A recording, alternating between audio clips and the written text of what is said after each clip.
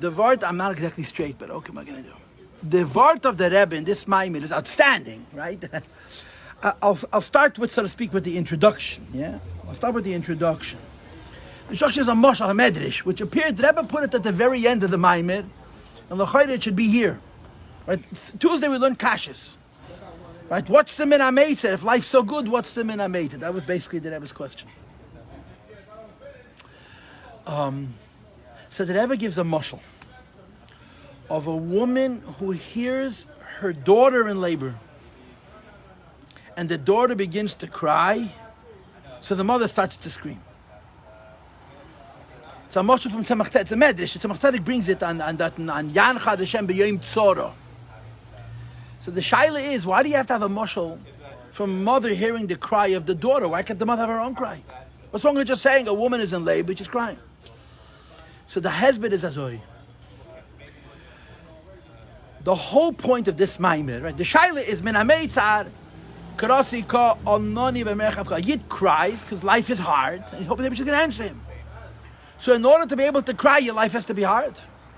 If your life is good, and your life is peaceful, and your life is blessed, what are you screaming min hameitzar? And so the Rebbe answers, you'll see it inside, we're going to read it inside. The Rebbe answers, because there's a lot of levels of meitzar.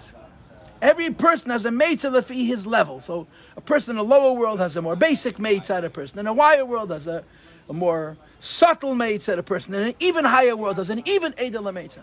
But one thing is true. A person who has a edel meitzar, a fine meitzar, cannot cry like somebody who has a basic meitzar. A person whose life is physically hard or full of tension and hardship, it's not just they're crying on a different level. They cry, it's a different cry. Because when you're in a lower world and your life is harder on a more basic level, the min hameitzar is much more guttural, it's much more visceral. If you have a edel hameitzar, you can't scream, right? So that's why he brings the mashal.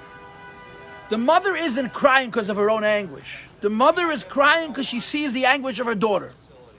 What's the pshat? The pshat is, if you go through Hishtalshlos, yeah, in the lowest worlds there's big problems. Real, actual nisyonis. In the higher worlds there are edeler, finer minyanim of meitzar agvul. But the source of the lowest Mitzrayim is the first finest Mitzrayim.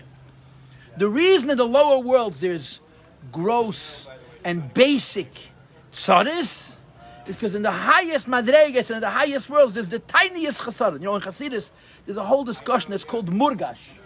Just 1 second. The sugi of murgash is a person serves Hashem with a lot of fire, but he feels himself. That's it. What's wrong? I'm serving the Eibishter. So the answer is, if the world would end with that person, it wouldn't be such a big problem. But because there's going to be a later door, and then after that there's going to be another door. So the murgash, the serving Hashem and feeling myself in the beginning, becomes a feeling self and not feeling the Eibishter at all in the end. So the mother has a small chesaron. When she hears her daughter cry, and her daughter has a huge chesaron, she understands that the source of the chesaron of her daughter is the fact that her daughter was a dakas that could cry. So the pain of her daughter is her pain. That's how she cries. That's going to be the teretz. How could a yid who's on a high madrega scream in hameitzar? If you're on a high madrega, why could you scream in hameitzar? Because you see that the fine min hameitzar is the source of the gross and basic min hameitzar. So you hear their cry, and you cry the way they cry, because their Mitzrayim is rooted in you. That's going to be the Toichan Advarim. The way the Maamar is going to spell it out is that there's two things. There's Yud K Vav K, and there's Yud K Yud K. Min hameitzar krasi Yud K, krasi b'merchav Yud K. If you have over and over again Yud K Yud K Yud K Yud K, every level is the same as the level before. If you have Yud K Vav K is a lakus, it's ain't safe. But when you have Yud K Vav K, meaning in the second half of Shema Havaya, there is a certain measure of tzimtzum. In the bottom, it becomes a real min hameitzar. So min hameitzar karasa Yud K not in merchav Yud K means at the beginning of Seder Ishtalshalos. In Yudke, there was a Dakas de Chesarin, which resulted that from Yudke doesn't come another Yudke, and comes a Vavke. And Anani B'merach of Yudke means that it should be healed. You understand? That's going to be the teretz. That the mother hears the cry of the daughter. And she cries with the same desperation that the daughter cries, because the mother understands that the daughter's cries because of her. And by her, it's on the Edelste level, so the level of Yud-K. That's how the Maamar is going to, so to speak, evolve. Okay? So therefore, a person is living in a Maamar de Matzev, where he comes after Elul, right? The whole thing that was said. Elul, and you may aslichis, and you're in the palace, and the Eibishter gave us before Rosh Hashanah a good year. What are you screaming, Ben hameitzar? Because you know that there is a place where it's not so good, where it's not so blessed, or to say it differently, there's a time later in the year, let's say, where it's not going to be so good, and you understand that the source of the lower tzara is from the edel tzara on the higher madrega, and you hear that cry. So you could cry like that. You follow? Let's learn it inside. We're going to start on page Ches, number 7. I must tell you that when I prepared the Maamar, I was planning to teach it in order, but I changed my mind. I'm going to be jumping around. I'll tell you what pieces I'm doing, okay? It says, to answer the question that we asked 5 times, asked it 5 different times on Tuesday. How could a Yid scream in hameitzar? He's so blessed before Rosh Hashanah. Remember? How could Eretz Yisrael scream in hameitzar? It's Eretz Teva Rechala. How could Teresh Bapeh scream in hameitzar? Teresh Bapeh is infinite.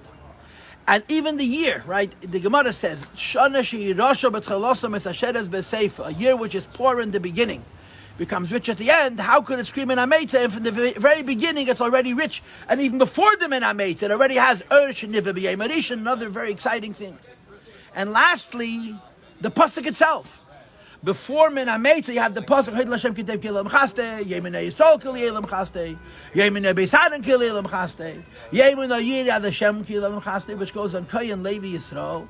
How could a person then say min hameitzar Kiratzikah if he's living in the world of Chaste Shalakadosh Baruch Hu? The Rebbe says Api Kabbalah, Chasdoi, Ches Samach, Ches Samach Dalid is Ayin Beis, which is the highest name of Hashem, which is connected to Chochmah. So if you're in a Maamar de Matzav K'leilam Chaste, how does the min hameitzar happen? And the answer to all 5 questions is that there's no limit to the levels of min hameitzar. As high as you're going to go, there's going to be a min hameitzar. But when you're higher levels, you can't cry. So the text has a second prat. No matter what level you're on, compared to the level above, there's min hameitzar. But you hear how this edel min hameitzar is the short of the source of the basic min hameitzar of the bas, and that's why you're able to cry with such a echos. You follow? So let's read it inside. Perik Daled, you with me? Yeah. It says the Rebbe bir ha'inyin yuvan beheg da mamavu Rebbe Dushav saying nesiyenu. We have to preface first. We're testing the Maimorim al pi mashakos, so the kiss for your Arizal. It's written in Arizal that min hameitzar koi al beis payas. What's min hameitzar? The payas. Shein Seif Shadas Haresh, at the end of the hair of the head, which is the Madrego of Gulgalto, Shei Bechinas Meitzar, Vitzimtzum. There are narrowness and a tzimtzum. Like the hair on the head is wild, the payas are little edges, and they represent the end of the head. Now, according to Kabbalah, you have the Yagimel Midas Harachamim, and the Yagimel Midas Harachamim. There's 4 different shitas about the Yagimel Midas Harachamim. The Arizal's shita is that the first of the 13 Midas Harachamim is Kale. Hashem is higher than the Gimel Midas Harachamim.